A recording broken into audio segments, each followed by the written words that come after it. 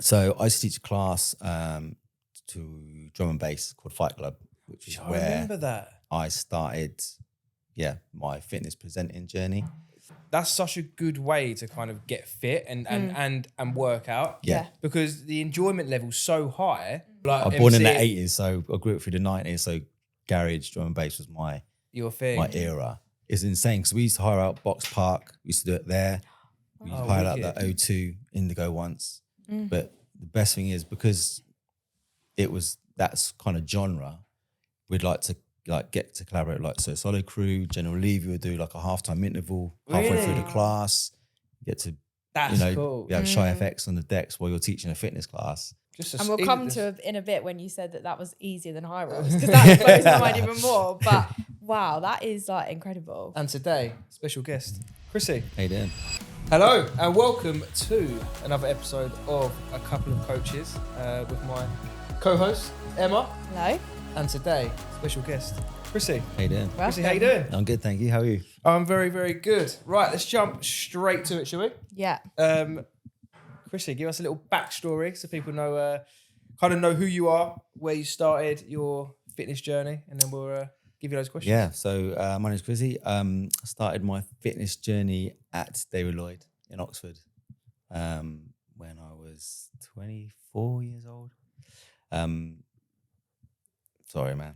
That's all I've got. Yeah, so you started when you was 24? Yeah, I started when I was 24. So worked there in the cafe, then become duty manager. And then one day a guy didn't turn up for a spin class. And went and got a CD out of my car, just put it on. Have never done a class in my life. And then taught the class, absolutely blowing. First 10 minutes. It was horrible.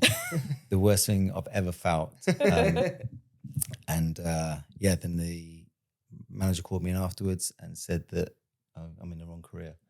So that's how my fitness journey and that's started. Where Chrissy was That's pretty born. cool though. And didn't you say someone said it was like one of the best classes they've done? Yeah, so we got lots of comment cards saying, can we have him every week and stuff like that. So yeah, that's pretty cool, isn't it? So if someone hadn't have not turned up for that class, then questionably you wouldn't be where you are now. No, so thanks, Goose. Yeah, thanks for not turning up. Still be duty manager at David Lloyd. Exactly. Okay, so let's talk about kind of where you're at now, mate. And obviously, you've done a few things, obviously, from David Lloyd, because that wasn't a couple of years ago. About 15 years ago 15 years ago. Wow. Mate, still young.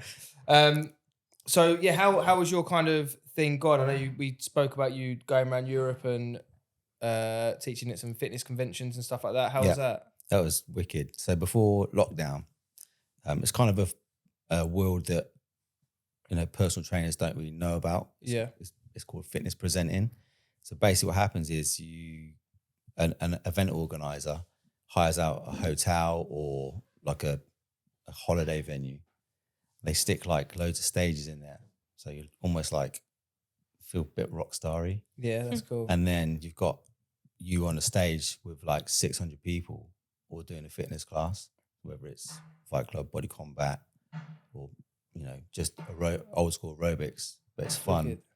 And you got like 8 different classes going on through the day, each hour. Jesus. Yeah. So you go into different rooms and there's like just different. Yeah, so you go to one room, it's Pilates, another room, it's high intensity interval training. You can turn up and do all the classes if you want. Yeah, so some people go. So Friday 2:30 until 6, then 8 till 6 on the Saturday, and then 8 till 12 on the Sunday. It just splits loads of some classes people just do every single class back to back. Wow, that's 600 mental. people you said in each class. So the main room will have like 600 people, right? And then there'll be 50, 60 people and others. So it's like 1,600 people. Yeah. That's pretty mega, isn't it? Yeah, it's mega. Was that fun? I bet that was fun. It was fun, yeah. We did it for about 10 years and then obviously lockdown crashed it all. Oh, yeah. But we got to go to Romania and Italy and Spain. Just travel around teaching just people. travel around that. That's so cool. What was your kind of go-to class to teach? So I used to teach a class to drum and bass called Fight Club, which is where I remember that. I started my fitness presenting journey. Doing Fight Club. Is that where you've all got like punch bags? Yeah, so you got like floor standing punch bags, and you got 4, 6, 8 people around it, and you're all striking a bag to drum and bass. So, and you teach it in like an MC like fashion. Okay. So you're like I'm born in the 80s, so I grew up through the 90s. So garage drum and bass was your thing, my era. So I kind of did that before I did fitness. Where you're at now. Yeah.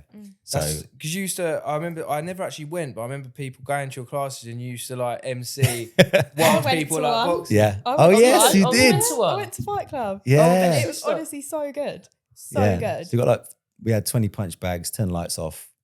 You know, It's like a big disco. sound system. It's It's all basically dark. like a drum and bass rave. Yeah. And yeah, everyone's to fitness. And you think like, it's So like, good. it's such a, you've obviously got some idiots out there that kind of slam classes and that, but that's such a good way to kind of get fit and work out. Yeah. Because the enjoyment level's so high. Like, I guarantee people are up. They don't even want it to be finished, although they're absolutely fucked. Yeah. So involved in it. it's insane because we used to hire out Box Park. We used to do it there. We Oh, hired out wicked. the O2 Indigo once. But the best thing is because it was that kind of genre, we'd like to get to collaborate like so Solo Crew, General Levy would do like a halftime interval halfway through the Really? class. Get to That's cool. you have Shy FX on the decks while you're teaching a fitness class. And I was like growing up in the 90s, I like Shy FX.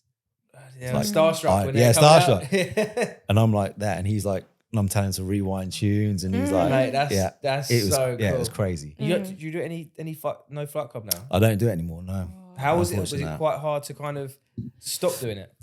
I know, like we're talking about where you're at now. And you're, Yeah, lockdown kind of crashed it because we go from like teaching at massive conventions where there's like 1,500 people doing this class to then back to my van, getting the punch bags out every Monday night, every Thursday night, putting them in a school hall, and then taking them back out after an hour. That's a lot, Yeah. So the logistics was, wasn't really a lot. working. Yeah. Cool. So, yeah. And another thing we'll touch on is the class you did at Wembley. Yeah. So Talk us through that, 'cause that was quite big. yeah, 2015. That's 10 years ago now. Wow. Time goes. doesn't Yeah. it? So from that, we got selected to go for like a audition. So Comic Relief were doing this massive dance-a-thon on BBC at Wembley. And there was 5 of us who got picked to go and audition for it. And we had to put together a class, half an hour, and then you had to lead like 5,000 people this routine. Yeah. And then you had like, you was the main instructor. And then there was like Rufus Hound and all the rest of the celebrity red nose people behind you Mental. doing this class. Yeah, it was, and then I did 70s disco, believe it or not. Yeah, got some moves. Did 70s discos and then opened it live on the BBC. It was That's pretty cool. and the one thing I regret is that when you look out into the crowd, it's just a sea of people and it says, "Hello, Wembley," and everyone always says it. And I said, "Wembley, how you doing?" And I was just like, as soon as I said it, I was like, oh my God, that was the only time I'm ever going to say Every that. time you're going to stand there and just say like the hello Wembley that everyone says. I missed my and you- opportunity. And it was on TV. And it was on TV. You fucked it up. Yeah. Have you still you got had the one job. recording? I had one job. Have you got the recording of it still? Yeah, we got the CD. Oh, I love that. Yeah, You Joe, don't want to watch it back. no, Joe did it as well. So Oh, there was 4 of us that got in it. Mm. I did 70s and she did 80s. That's cool that you both did it together. Yeah. Yeah, it's good. It was really good. But yeah, red sequin shirt, white trousers. Nice. Yeah, I was going to go Yes. afro, but I couldn't. Yeah, that's cool. All right, so that's a bit about your kind of background in group classes and stuff like that. Let's talk about yourself a bit and kind of what you've done in terms of fitness and training and stuff. We'll touch on the Ironman because I'm sure that's something that people would like to hear about because, I mean, it's quite interesting for us because it's not really our type of thing, is it? Like, Yeah. I mean, I can't even run 10K, let alone Yeah, fucking we were Ironman. talking about, weren't we? I feel like maybe a lot of people might not even know what an Ironman is. So do you want to describe what it actually is? Yeah, so Ironman is a distance in a triathlon. So it's still a triathlon, but it's called an Ironman because of the distance. So it's 3.8 kilometers swim, 180 kilometer bike, and then a full marathon at the end. That just That's absolutely pretty blows my mind. And we'll come to in a bit when you said that was easier than Hyrox, because that blows my mind even more. But wow, that is like incredible. Yeah. Yeah, that's mental. That swim, I mean, a marathon at the end, that's a joke, but the swim's a long distance. What do you think was I mean, I guess it goes in order for a reason, but what do you think was the hardest part for you? The hardest station out of the three? On the day, it was probably the marathon at the end. Because it was at the end? Yeah. The last 10K was savage. I went down this underpass at about 27K, come up the other side, and both my hamstrings just cramped up. Yeah. Yeah, that was the hardest part. And then trying to get going or shake the cramp off, knowing you still got half a marathon. Yeah, half a marathon to do is tough. It's quite mind taxing. How was the training for that? Like, what did you do? So my main barrier was the swim, because I've never been a very strong swimmer. But I had a knee operation in November 23, and then I decided to do London Marathon in April 24. So it was I had 10 weeks training, and then I think I just had a midlife crisis and just like, what's the next thing? Everyone's doing Hyrox, everyone does CrossFit. What's no one doing? And I didn't know anyone who did an Ironman, so I just booked it. And then so I stayed in the pool. So I worked on my swim quite a lot. Didn't go out on my bike, just used the bikes in the gym, and then just ran. I think the furthest I ran was half marathon. So didn't really train for it because I know mentally I was going to finish it. You were going to do it. Yeah, I was going to do it regardless whether I crawled over the line or smashed it. Yeah. But for me, the swim was daunting because I got in the sea the day before, not ever been in the sea swimming in a wetsuit, and the waves were so bad. I was like, I think it's the first time I've ever had a panic attack. Yeah. Oh shit. You think you're in this pool, you're following this blue line, and then you get in the sea and you can't see the next buoy, which is 10 foot tall. Yeah. So different, isn't it? It's so different. Yeah. And it's a bit like, what have I done? Because you're against current as well, probably at some points when you're swimming as well. But luckily the next day was the sea was like a lake. Oh, someone and I was buzzing. I was like, yeah. But Wow. you get stung by jellyfish, got stung on the head, on the foot. It's worth it though. It's worth it, yeah. It was a massive buzz when I finished that over line. You start when it's dark, you finish when it's dark. Yeah. How long did it take you to do it? 12 hours, 45 minutes. That's a seconds. long time. We spoke about the Iron Cowboy, didn't we? Who Yes. done an Ironman every single day in Yeah. every single state of America. I don't know how he did that. Yeah. What's that, 51 days back to back an Ironman every day? And in every different state. So we had to travel in between as well. Wow. That's meant. Yeah. You doing it must think, how is it? I just think how. Yeah. I couldn't even walk up the stairs when I finished it. And he's gone and done another. Yeah, and he's gone. 50. He's gone home, had a pizza, and gone back and done another one. Yeah. It's mad, but that just goes to show how you can kind of train your body. Yeah. Mentally and physically. I think it's more mental than physical with Ironman. Yeah.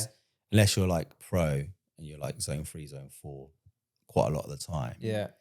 Because it's so strung out, you don't want to go too hard too soon. So you're zone 2, zone 3. And it's more mental, that the fact that you're going to be out there for 10, 12 hours. I guess the physical, like you said, the physical side, you can pace yourself. You obviously are going to feel the pain of it, but you can kind of be like, right, I'm just going to plod it. Yeah. But mentally, you're like, I'm plodding it, but I've got another 11 hours to go. Yeah. That's going to drop down so slow. But I didn't really have an expectation on time. I think it's a 16-hour time cap that you get. Yeah. So as long as you're under that. As long as you're under that, you're all right. If you're not, you don't get a medal, nothing. Oh, mate, no imagine you're way. 16 It comes hours. out as did not finish. 16 hours, 1 minute. Yeah. Didn't finish. Did not finish. There must be I'm people that do that. That must be heartbreaking. I think there was 4,000 people that did it and 1,200 didn't finish. 1,200. 100. Yeah. Because that's how that hard must it be is. Gutting. Mm. Imagine Would you do it training again? for that as well. I've got 2 more booked. Ironman? Yeah. Ironman, have you? Way. Okay. When? One's in Lanzarote in May, and then the other one is in Barcelona. May, as in May coming up? As in like 2 12 months? weeks. So you're training at the moment? No. Oh my goodness. Mate, you're a spontaneous guy. Just book it Yeah. and then figure it out the day before. But yeah, like being in the hole, I suppose. Like Being in the hole, I guess. There's... I got David Goggins on a podcast. And Yeah. Like, All right, what was okay? So did you have a certain playlist that you had? you're not allowed headphones. Oh my god! You can't wear Are you headphones. joking? Yeah, you can't wear Whole headphones. marathon You without can't. headphones? Yeah, And Whole a marathon, cycle. whole 12 So- hours. What do you think about? just Do you reevaluate your life at that point? Like, no. Like I actually enjoyed it. Like so because I wasn't like pushing myself to like the edge. Yeah, you had time. I had time to enjoy it. You know, you get to ride through Calais in Barcelona on Oh, your yeah, bike. it's It's nice scenery. and hot. Yeah, you're going around I down guess the sea. I guess that's the element in it. You can there is an element of enjoyment to it, which we'll talk about now because Hyrox, which you obviously compete in as well. Yeah. There's probably no fucking enjoyment into that because you're red zoning the whole thing. Yeah. So it, like I said, like with the Ironman, it's like strung out. Yeah. You don't really get your heart rate up, so you're not really like blowing, gassing, Yeah. fatigued. Whereas with Hyrox, you're like that from probably 15 minutes in because you're against the clock. Yeah. And once you've pushed, once you push the sled, your legs are like jelly. And then you've got to run another 7 kilometers as well as everything else. Yeah. So it's more like you feel in a dark place with that. Yeah. Whereas with the Ironman, You just kind of plod in through. Yeah, it's your heart rate's so high all the time that you just don't get time to recover. Yeah. Producer Nate, these headphones keep cutting out, by the way, so I don't know if there's any issues with, just in case you want to check. Yeah, carry on. Just to confirm, you said that the Ironman was easier than Hyrox. Physically yes. Easier. Yeah, Right. physically easier. Wow. My first Hyrox I did, again, didn't train for it, but I hadn't ran for like 10 years as well. Since I stopped playing football. And someone come to me and asked me to train them for it. So I said, yeah, okay, cool. I'll research it, see what it is. Because this was like 2021 and no one had heard of it. It's early stages, isn't it? Yeah. And it was like 54 quid for the event. Now it's like double, nearly triple that. Really? Yeah. So, they asked me to train for it. And then I just thought, oh, do you know what? I'll jump in, go to Birmingham, surprise them. There was 2 of them doing it. So I did it and got humbled within like 6 minutes. Yeah. Yeah. But because I've never done it before, didn't pace myself. Yeah. Went out hard as everyone does. And then after the ski, I had to walk. Like, do you know what? I fully understand why people get humbled because even now, I know people that have done it. I think about it and I think, is it really that hard? But I know it is. Do you know what I mean? Yeah. So I know if I do it, I'll get humbled straight away. Yeah. Because on the side, when you look at it, I think just pace yourself. It can't be that hard. But when you're in the moment, you're like you said, you get one sled push, legs done, and then you've got to run. It's just not that easy. yeah, the thing is, you learn after a couple, you learn to pace yourself. Yeah. Because the runs are where you make up the time. So if you go, 10 seconds faster on a skier than you normally do, you could blow your whole race. Yeah. Just in that 10 seconds. Do you know what? I did see someone talking about that, like the rower, like just pace yourself and things like that and almost get your heart rate down.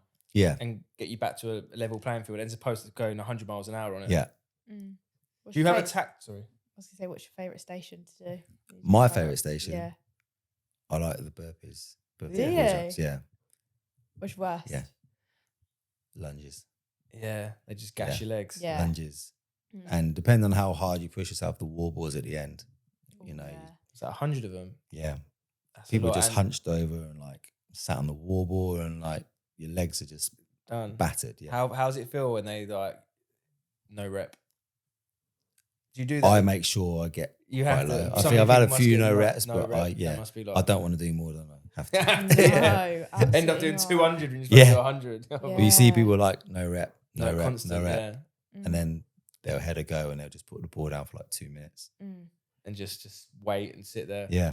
Yeah, I can imagine it's savage. It's mental how that's blown up so quick. It's gone. It's huge now. Like say, all the CrossFitters are coming over from CrossFit Games are starting to do it, and the times are getting faster and faster.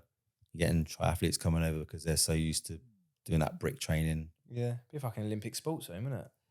I think that's what they're trying to push for. Yeah, it would be almost quite good to be in the Olympics because it's just so smartly done because like anyone can do it. There's obviously elements of form to optimize it, but it's not like CrossFit where you can fucking snap your back. Yeah. Do you know so what I mean? They say it's accessible for everybody because there's not like a skill involved. No. Like everyone really can do a lunge. Everyone can push a sled. Yeah. It's not like you have to do a muscle up or, snatch or something like that. So with CrossFit, you have to have skill involved with, I just call Hyrox like grunt work. Yeah. Where you just go and get it done. You're going to be in a hole. You just slog it out. And you just got to hang on. Yeah. Yeah. Just hang on. Yeah. I'll hang on to run a 5K, mate. Yeah. What's your PB at Hyrox? 106. 106 is the PB. Do you know what you started at on your first My first one was 154 in singles. Oh, wow. That's when you get like humbled and like when you haven't practiced it. Had like completely wrong shoes. I'd done it in Metcons instead of running shoes, and my shins were cramping up, and it was awful. This is where they get you because I guarantee you did that first one. You was like, absolutely fucking not. I'm doing another one. Absolutely not. And I'm like, but the next one, when I did October, I had 12 weeks to train till I did Manchester.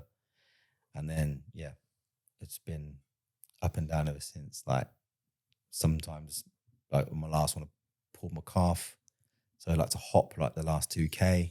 Yeah. But still got a PB on it. So the running is where you make up the time. Yeah. So my first one was 154. My second one was 121. Fair enough. That's a big jump. Yeah, massively. Yeah, just from going out running. Yeah. Yeah. But what's your next target for your next one? Next target is with Ramesh. So we've done 119 with him, and then I think we're going for 113. 113. So what did you do before? 119. Let's talk about that actually. As much as you can talk. Obviously. Name drop. Yeah. Obviously, the name's been dropped before because it's Emma's ex-maths teacher, but Ramesh the comedian. So he's PT, I'm assuming. Yep. So how did that come about? And how is that partnership? Like I said, we used to hire out school halls for like fitness classes. Yeah. People would pay on the door as they come in. And then Lisa used to come to the class. She was Lisa Maynard, so didn't put two and two together. She said her husband wanted PT. And then I'd just give him my number. He called me, said, it's Rom. I'm like, who's Rom? And then he said, it's Ramesh. And I'm like, who? Like, someone's winding me up here, like, surely. And then, he literally lived about 3 streets away. Yeah. So I went around his house, done a bit of boxing training with him, and then been in and out ever since. Dragged him into a Hyrox. He asked me. He asked you? He asked me, yeah. He asked me. And he asked me to do this one as well. But he's a hard guy to pin down because he's so busy. So busy with his community. How was it doing it with him? Was there a bit of a spotlight on him doing it, or was he kind of left to his own devices? No, left to his own devices. Quite people respectful. Obviously, people were like, wow, like he's doing it. He's gone from this to this. Yeah. And I think he inspired quite a lot of people to do it. I think Vernon Kay did it after that with Zach George. And everyone's really encouraging, like, when he was going around, come on, Ramesh. Like, yeah, that's quite cool. Yeah.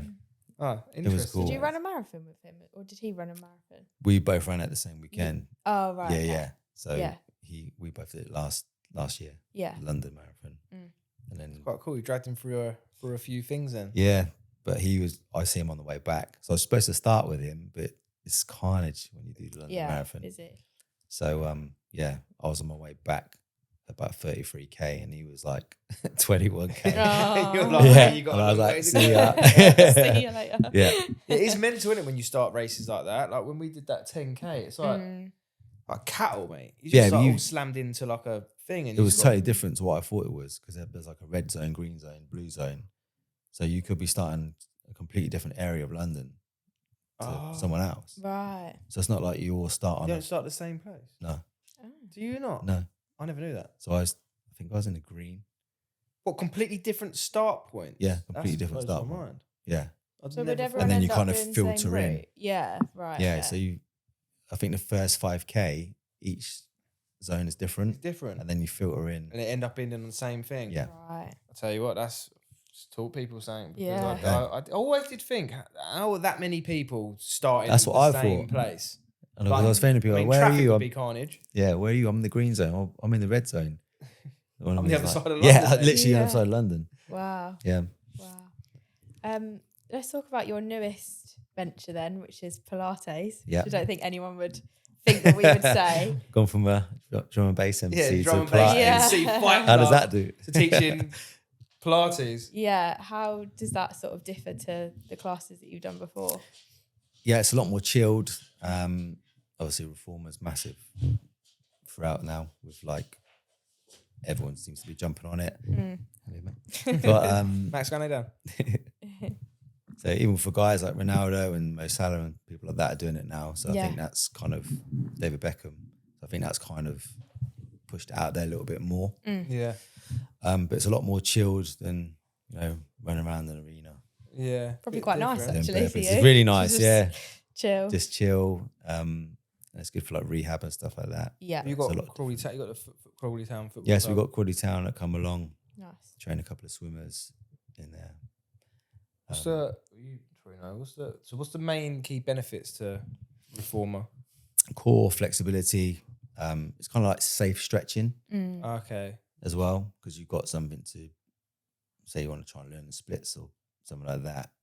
As you're pushing the carriage out, the springs are going to help you bring it back in. Okay. So you don't get That makes stuck. sense. Yeah. Get stuck in the splits. You see a lot of like the videos on TikTok and stuff of people like Falling stacking off it. Yeah.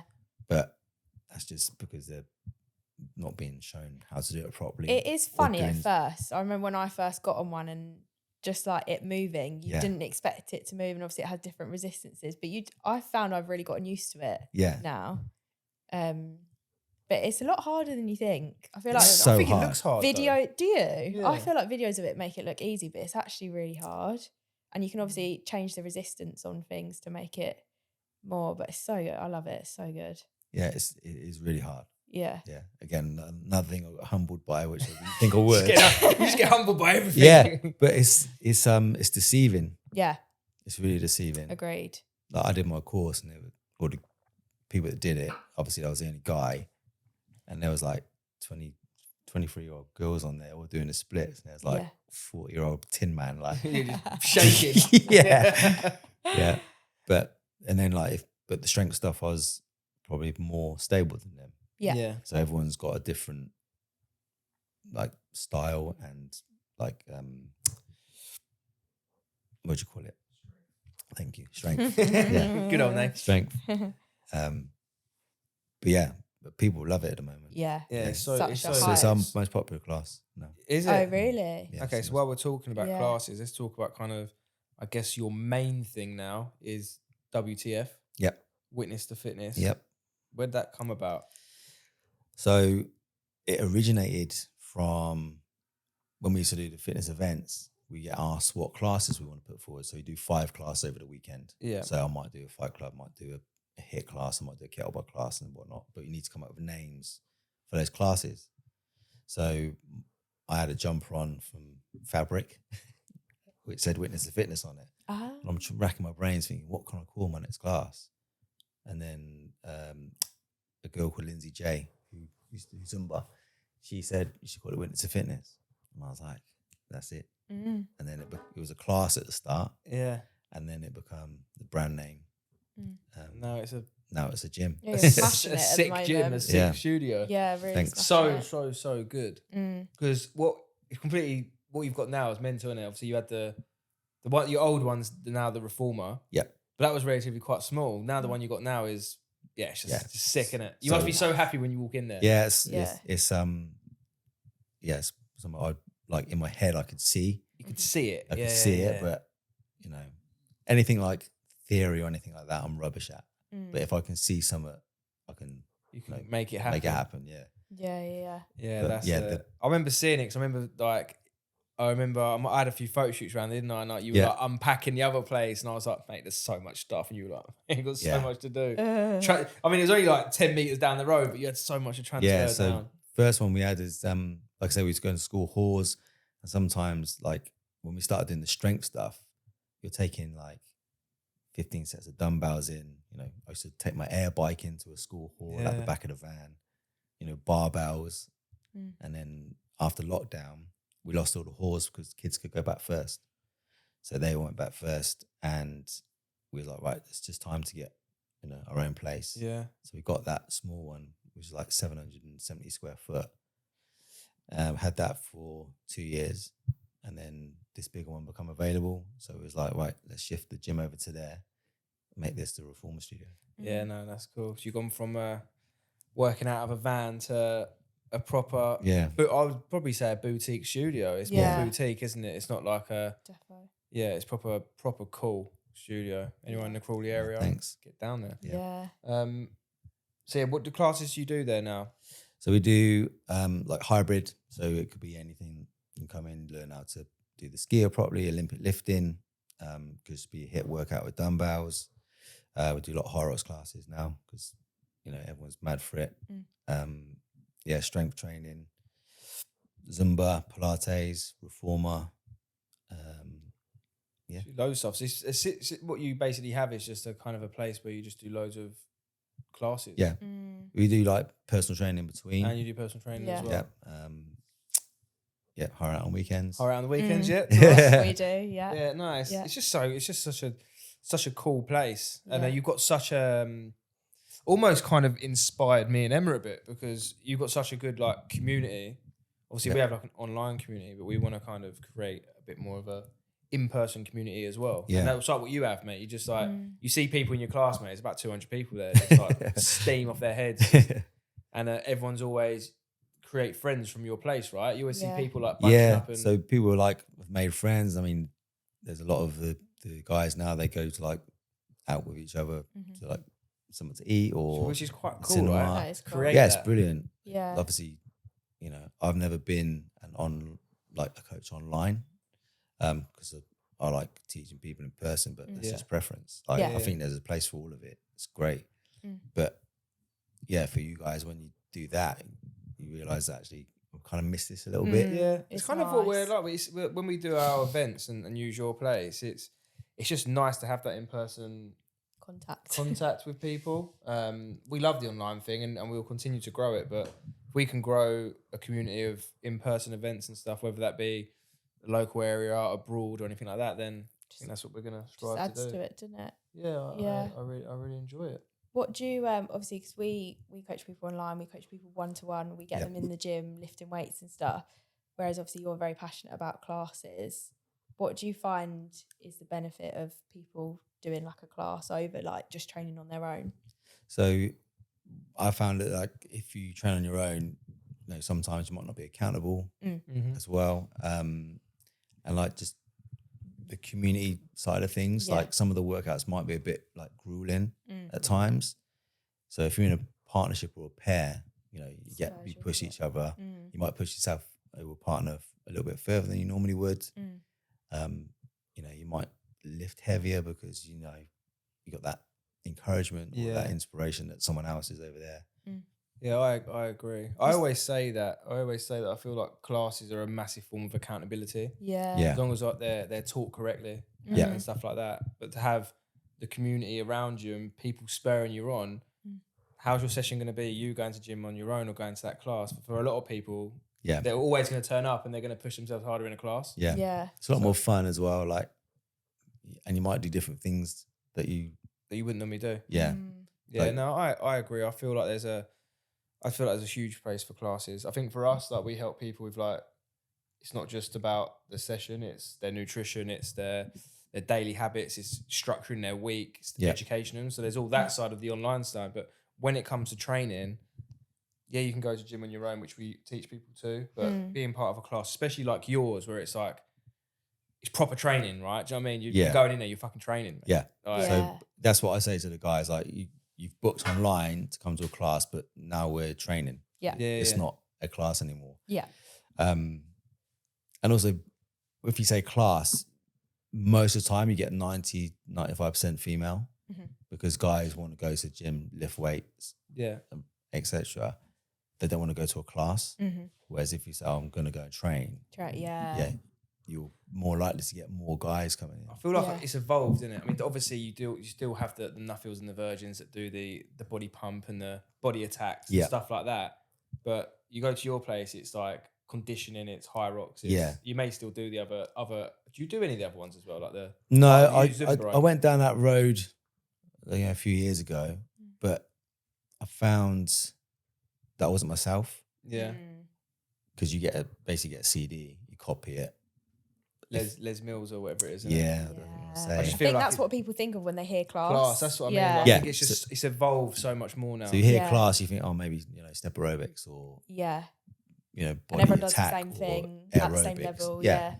And with that kind of training, you have to follow the set choreography, right? So if I wanted to do a side lunge instead of a squat, I wasn't allowed to do it. Yeah. So I was just like, I'm more freestyle now. Yeah. When I teach a class, obviously with like strength conditioning, that program it first. But if I was going to teach like, an aerobics class, I just call it whatever. This is funky fit or whatever sounds good. Yeah. And just teach what I want there and then. Yeah. I wouldn't have to follow a CD and say what people say. Yeah. And cue how they cue it. I'll just cue how I want to cue it. Yeah. Do you reckon? Because some of the big old school gyms like where did you used to work? Sorry. David Lloyd, they do like Hyrox class and stuff like that now. I'm not sure. They all evolving into that because they have to. I think you need to follow the trend because otherwise you're just getting left behind. Yeah. But you see like the JD gyms and the Everlast gyms, they've gotten on to like the cool lighting and neon stuff, signs, where people can take selfies and things like that. Yeah.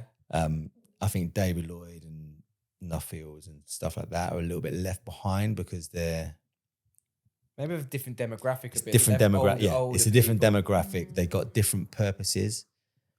They're health clubs. Yeah. You can go. But that being said, like you think when you go like 10 years down the line, when maybe their demographic is getting a bit older and probably not going to gym as much, and the younger ones, if they're going to somewhere like that and there isn't that sort of training, they're just going somewhere else. You're going to lose business. So they have to adapt, don't they? There's still a place for like the Les Mills and stuff like that. Oh, there always will be. Yeah. And their classes are still always full. Like, it's so popular that it's never going to be unpopular, is it? Yeah. I think that's it, really. Yeah. Cool. Yeah. And just one last thing, you've been recently coaching junior athletes. Oh yeah. So that's kind of like the way I'm gonna probably veer off to now. Nice. I spent so many years doing like on the weight loss shape tone up. Yeah. So I like to go down more sports specific, and there's just nowhere for kids to train like that. You see like people in America, and they do like goblet squats and pistol squats off benches in 7th grade. Yeah. And we're throwing bean bags in the. It's just a whole so different thing. It's isn't so different. You've got 9-year-olds doing Olympic lifting, and there's a place for it here, then, isn't it? Yeah. For you to I think because it's so British, it's like you can't do that growth spurts. No, if they're too young to lift weights. Yeah. Exactly. They're Yeah. 16. Shut up. And then but that's why we buy like football players from different countries and stuff because they've been trained from their young. They've been tuned to be athletes. So how do you have a certain age range, or is it kind of just normally it's from about 12 and above. So 12-year-old, 13-year-old, 2 15-year-olds, 16-year-old, but it varies from like swimming to athletics to rugby. It makes so much sense to get kids like when they're that age, because that's when they're fully like driven to want to succeed and be someone, be that for life. And then you want to optimize and be the best you can then, because you're going to win more and see what you're capable of. And also like, you see people go to the Olympics, the age range is getting lower. Yeah. It's not getting higher. So you got like 17, 18, 19-year-olds going to Olympics. I mean, Russia have like 12-year-olds, mate. They're all geared up. Exactly. Yeah. It's only 9. Fucking deadlift 300 kilos. But there's nowhere for them to train like that. Yeah. In a safe environment, you know, and I just think as a nationality, we're missing the trick on that. Yeah. Well, you've quite done something, isn't it? Yeah, Probably like gonna need another venue, mate. Yeah, well, yeah, hopefully. Big running track in the middle or something. Oh, mate, can you imagine? Proper venue, that, wouldn't it? Yeah. Running So track, swimming, everything. One day. One day, yeah. Yeah, So there you go. Yeah. Any more questions? I don't think so. I think that was really interesting, wasn't it? No, it was a good old good listen. Yeah. We'll tag your socials on the bottom of the cool. on the bottom of everything, so everyone knows where you are. Yeah. And Go down and get beasted by Chrissy, basically. Yeah. Well, Not in get Pilates. Get humbled if you go and do reformer and you're mad. Yeah. Yeah. On that note, thank you very much, mate. Thank you. Yeah, thanks for having me. See you on the next one. See you in the next one.